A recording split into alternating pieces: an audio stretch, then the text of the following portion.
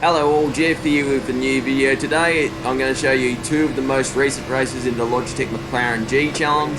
Green flag. Okay, here comes your first time black. So the first race of the weekend was in the stock car division, which you're seeing here, which is the Chevrolet NASCAR Cup Series car around Indianapolis. As you can see, turn 1, according to my best delta, was better, but turn 2 I was just a little bit wide there, which was a dead set shame because in practice before qualifying, I was doing 52 zeros, which probably would have put me very, very close to the front of the field. But as you can see, we've almost lost 2 tenths just like that. And being an oval, that's a lot of time. We gain a little bit entry into turn 3, but we lose a little bit more. All of a sudden, 2 tenths off our best. Not sure what that's going to muster in terms of time. But after this race, you will see the open wheel division, which was the Dallara IO1 at Suzuka. And yet one more lap, but it would end up being a 52.3. So not ideal at all. And yeah, my second lap ended up being worse. So let's go to the grid. So we would end up starting in 8th place. As we get going, we get a bit of a late start compared to the rest of them. But as you're going to see, we're going to get a run on 7th place on the inside purely because we are shifting a lot later than they are. So we're going to gain 1 position, so that's already a very nice start. It's just a question of whether we can keep up with the leaders. So we'll just have to see what happens from that point of view.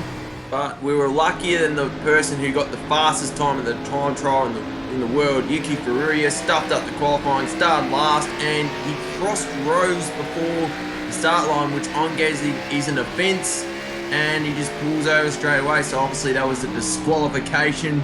Should have won the previous race and this one, but that's race done for him, so we're lucky in that sense.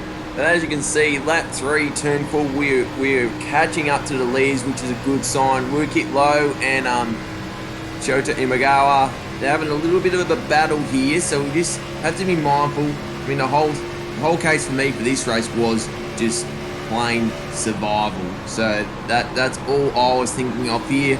Wukit Low gets a little bit wide, so we think about making a move into turn 2. But we're not quite there, so we'll just back off and just wait it out and see if these tyres are going to last so we can keep up with the leaders. But we'll just have to wait and see what happens here. But there's a lot of mind games here. There is plenty of time here. Yes, it's lap 4 of 20. But remember, it's an oval. There could be a big wreck ahead, so just got to think about stuff like that. You don't want to be involved in wrecks or else, well, that's race done.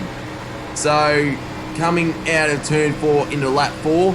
So as you can see, we're starting to lose a little bit of time here, but you know, there's a bit of shuffling about ahead, so we just have to bide our time and see what happens. But anyway, Shota Imagawa just gives a guy ahead a tap, so that's a bit of a shame. I give him a slight tap. I was gonna redress, but the guy in front is just gonna lose it, and bang! He's taken someone out. I did feel a little bit guilty about that, but Shota did say it was all his fault. He did say that in the chat, which I was quite surprised about. If any of you who were watching this was involved in that incident, I sincerely apologise. I did not mean that. But yeah, I am still very much an oval move. But let's just see what happened behind us, shall we? And ahead. So, Shota Imagawa just goes in way too hot, gives Barry Neal a bit of a smack, and because he's on the marbles, he's still very loose. He can't really get to that ideal line, so there's a bit of bad luck, and old mate behind just loses it. Just pure bad luck. So yeah, Shota never got the car settled. He was trying to get to that outside line, but couldn't do it. You know, I gave him a tap because he was still loose at the time. Kind of Healy's point of view, so Shota is very loose, so he doesn't have much time to slow down. That is just bad luck, and takes out Stuart Anderson as a result. I feel really bad for you guys because you did not deserve to be involved in that wreck. In real life, that probably would never have happened, to be honest. And yeah, so Stuart's just taken the proper line and bang. And nearly takes out a few others. Oh, I really feel bad for you guys. And this is where tyre management comes into play, and quite clearly my tyres are gone, so Shota's going to give me a little bump draft just to let me know he's there. But yeah, I was already struggling at this point in the race. As you can see, we have lost a ton of ground on the leads, understeering wide into turn 3, so quite clearly this car is plowing a little bit. Keep in mind, it's all fixed setup except for like steering ratios. That's about it. So just gotta play with all those in the future. Like race 1, I racing crashed just before the qualifying session, so I couldn't even join the race. But as you can see, oh, that is so wide through it, and I thought to myself, let's just regress the situation. Shota is quite clearly faster than me, so back down to 7th, but what can you do? It's all about survival, isn't it? As we look behind us, Reese McGillivray just smacks hard into the wall, and that just sent him all the way to the inside. That's his race done. Meanwhile, Reynaldi Ito almost does exactly the same thing, but he actually saves it. And as a result, Stephen Butcher gets a run on him on the backstretch, but it's almost like he just doesn't brake or turn at all. And all of a sudden, bang, big wreck into turn 3. That's both of their races done. Let's have a look from Stephen's point of view. So as you can see, it almost looked like from the other point of view, it was Ito that was just going for the pump. Now, as you can see, Butcher just looked like he just never turned at all. So after all that, well, there was no one else that finished the race behind me. So we would finish 7th. Matt Danson would win his 2nd race in the Logitech G Talents, followed by Travis McDaniel. 3rd place, Graham Bunyan. And since 4th place, Barry Neal had already qualified in the previous race, Wukit Low also qualifies for the regional semi-finals.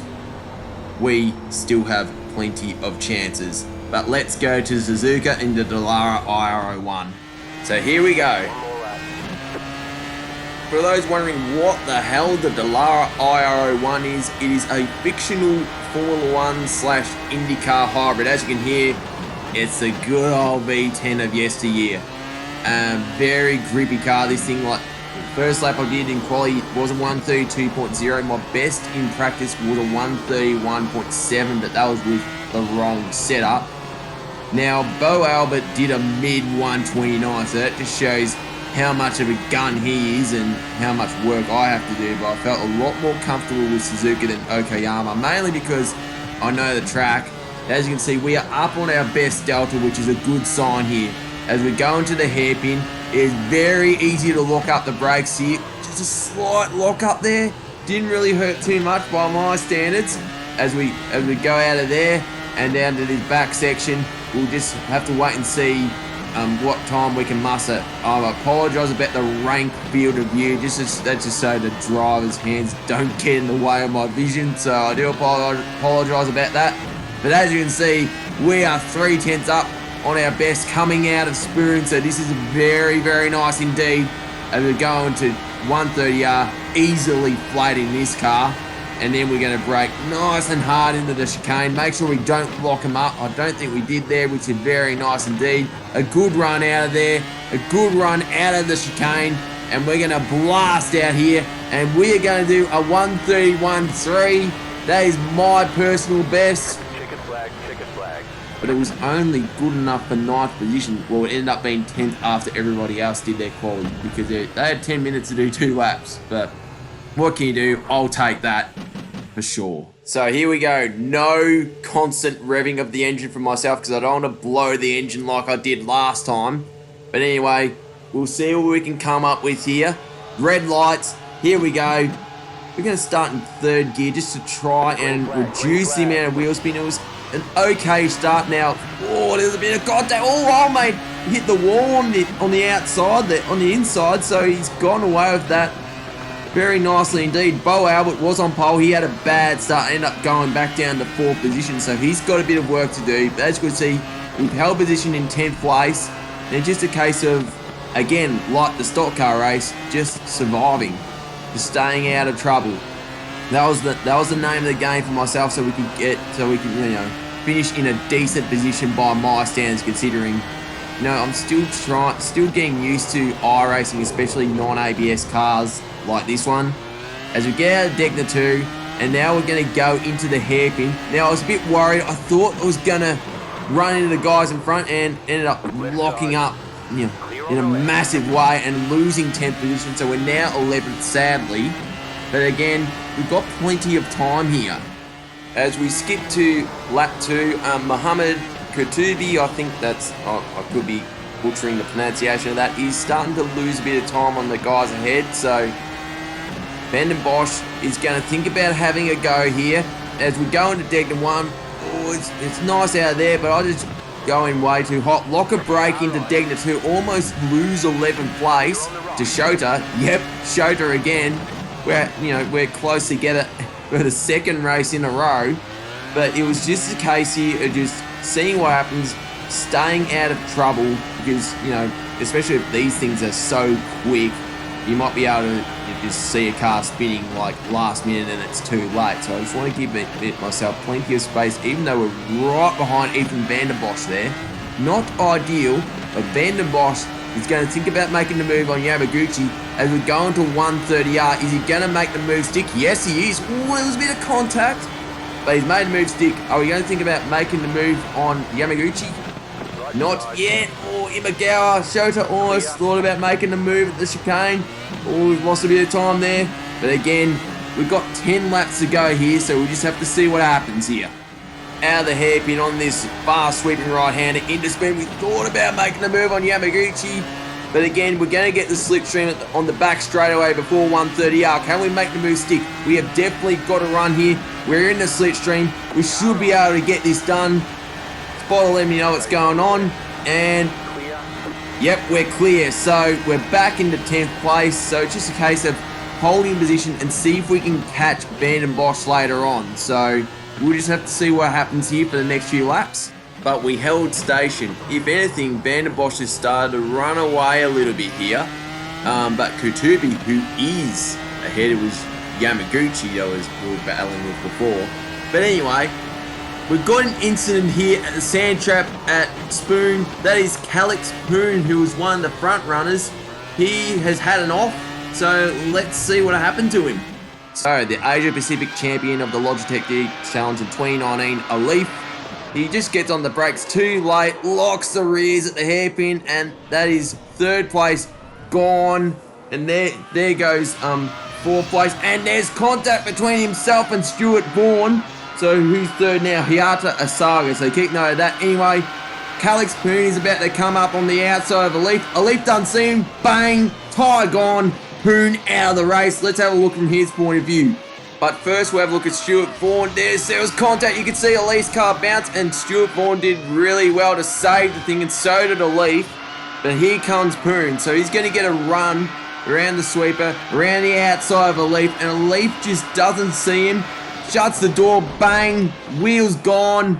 Calix Poon's chances of making it to the semi-finals this time around are gone.